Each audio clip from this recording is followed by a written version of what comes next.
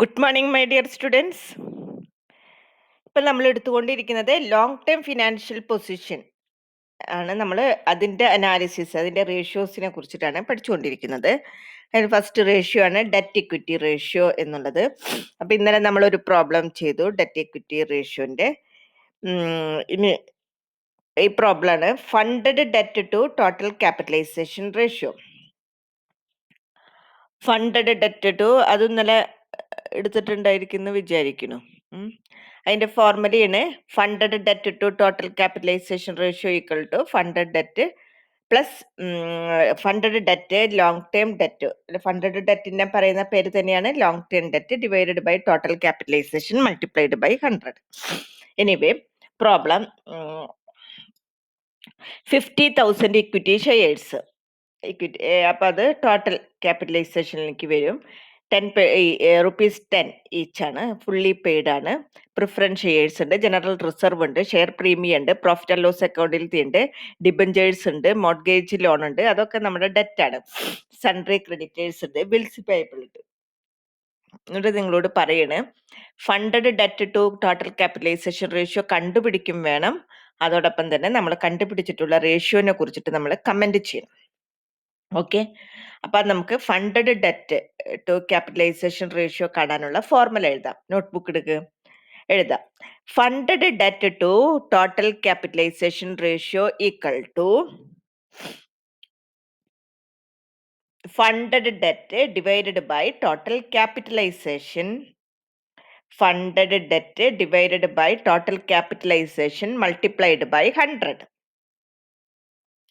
Funded debt divided by total capitalisation multiplied by 100. ഈ funded debt എന്ന് പറയുന്നത് എന്താണ്? Long term debt.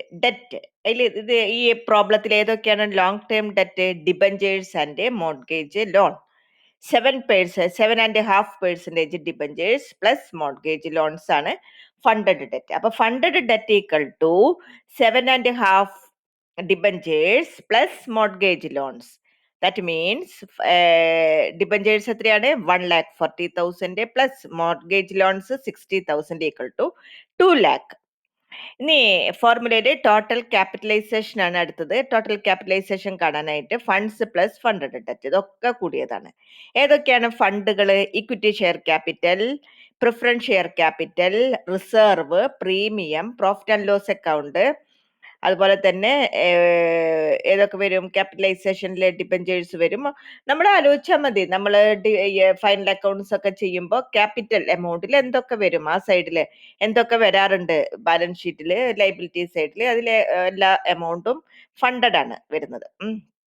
അപ്പൊ അതിൽ ഇക്വിറ്റി ഷെയർ ക്യാപിറ്റൽ എമൗണ്ട് എഴുതുക, അല്ലാതെ എഴുതി വരുമ്പോൾ നമുക്ക് 11 lakh കിട്ടും. അപ്പൊ നമുക്ക് funded debt long term debt ആണ്, ഡിബഞ്ചേഴ്സും മോർഗേജ് ലോൺസും മാത്രമേ ഉള്ളൂ. ഫണ്ട് ക്യാപിറ്റലൈസേഷൻ എന്ന് പറയുമ്പോൾ അതില് equity share capital, preference share capital, reserve, premium, profit and loss account, debentures, loans. ക്രെഡിറ്റേഴ്സും ബിൽസ് പേയബിളും വരില്ല, അത് ഷോർട്ട് ടേം ആണ്, പെട്ടെന്ന് നമ്മൾ എടുത്ത് പേ ചെയ്യുന്നതാണ്. അപ്പൊ ഇത് രണ്ടും നമുക്ക് കിട്ടി. 2 lakh divided by 11 lakh multiplied by 100 equal to 18.18%. ഇതാണ് എമൗണ്ട്. ഇനി ഇതിന്റെ കമന്റ് എഴുതാൻ പറഞ്ഞിട്ടുണ്ട്. അപ്പോൾ കമന്റില് നിങ്ങൾ എഴുതിയെടുക്കും. 18.18% ലോ ആണെന്നാണ് പറയുന്നത്. അതായത് നമ്മൾ ഫണ്ടഡ് ഡെറ്റ്, പുറത്തുനിന്ന് വാങ്ങിയിട്ടുള്ള ഡെറ്റ് വളരെ കുറവാണെന്നാണ് പറയുന്നത്. ഇപ്പൊ കമ്പനിക്ക് സ്കോപ്പ് ഉണ്ട് വീണ്ടും റേസ് ചെയ്യാനായിട്ട്. ലോങ് ടേം ഡെറ്റ്, ഡിബഞ്ചേഴ്സ് അങ്ങനെയുള്ളതൊക്കെ ലോങ് ടേം ആയിട്ടുള്ള ഔട്ട്സൈഡേഴ്സിൽ നിന്ന് നമുക്ക് റേസ് ചെയ്യാനായിട്ടുള്ള സ്കോപ്പ് കമ്പനിക്ക് ഇനിയുണ്ടെന്നാണ് കമന്റ് കൊടുക്കേണ്ടത് കേട്ടോ.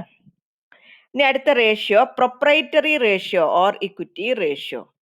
പ്രൊപ്രൈറ്ററി റേഷ്യോ കാണാനായിട്ടുള്ള ഫോർമുലയാണ് shareholders funds divided by assets. അതായത് ഇക്വിറ്റി ഷെയർ ഹോൾഡേഴ്സ് ടോട്ടൽ അസറ്റ്സിലെ എത്രമാത്രം, ടോട്ടൽ ഫണ്ടിൽ എത്രമാത്രം അവരുടെ കോൺട്രിബ്യൂഷൻ ഉണ്ടെന്ന് കാണുന്ന റേഷ്യോ ആണ് proprietary ratio or equity ratio എന്നുള്ളത്.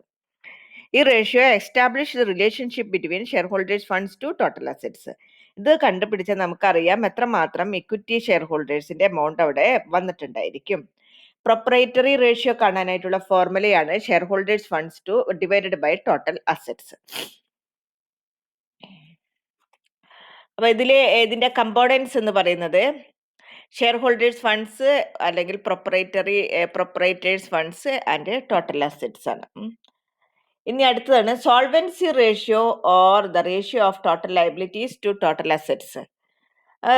ഇക്വിറ്റി റേഷ്യോയിൽ തന്നെ this ratio is A small variant of equity ratio and can be simply calculated 100 minus equity ratio. നമ്മൾ ഇക്വിറ്റി റേഷ്യോ കണ്ടുപിടിച്ചിട്ട് നമ്മളുടെ കമ്പനിയുടെ ടോട്ടൽ റേഷ്യോ ദാറ്റ് മീൻസ് 100 ആയിട്ട് എടുക്കുക. അതിൽ നിന്ന് ഇക്വിറ്റി റേഷ്യോ കുറയ്ക്കുമ്പോൾ ഉള്ളതാണ് ഏതിൽ വരുന്നത് സോൾവെന്റ്. നമ്മൾ എത്രമാത്രം സോൾവെന്റ് ആണെന്ന് അറിയിക്കാനായിട്ടുള്ളത്.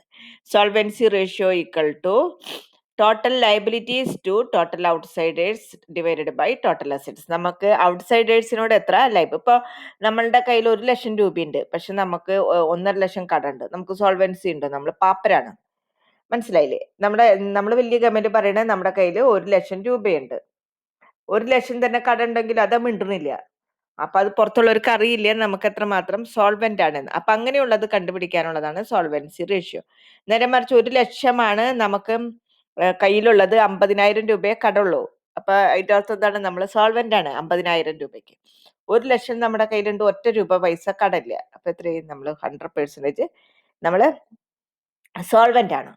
അപ്പൊ അങ്ങനെ നമ്മളുടെ കമ്പനി എത്രമാത്രം അതിന് ലയബിലിറ്റീസ് ഉണ്ട്, എത്രമാത്രം അതിന് അസറ്റ് ഉണ്ട് എന്നുള്ളത് കാണിക്കുന്നതാണ് സോൾവെൻസി റേഷ്യോ. മനസ്സിലായല്ലോ?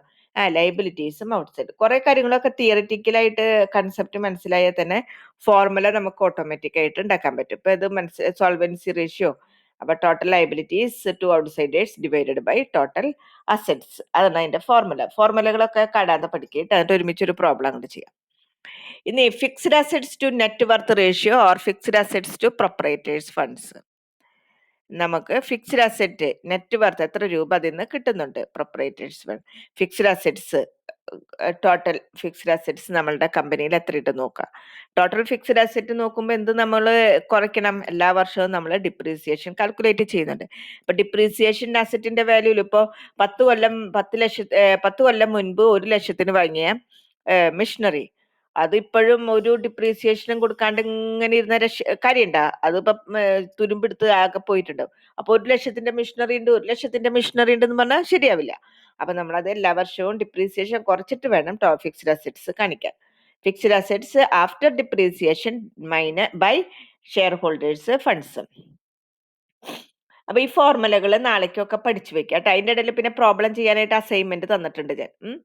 അപ്പൊ ഈ ഫോർമുലകളൊക്കെ പഠിച്ചു കഴിഞ്ഞാൽ പിന്നെയും 2-3 കൂടി ഉണ്ട്, അതിന്റെയും കൂടി ഫോർമുല കുഞ്ഞു പ്രോബ്ലം ഇതാണ്. അത് കഴിഞ്ഞിട്ട് ഒരു പ്രോബ്ലം ചെയ്താൽ പിന്നെ അടുത്ത റേഷ്യോയിലേക്ക് പോകാം കേട്ടോ. Okay my dear students.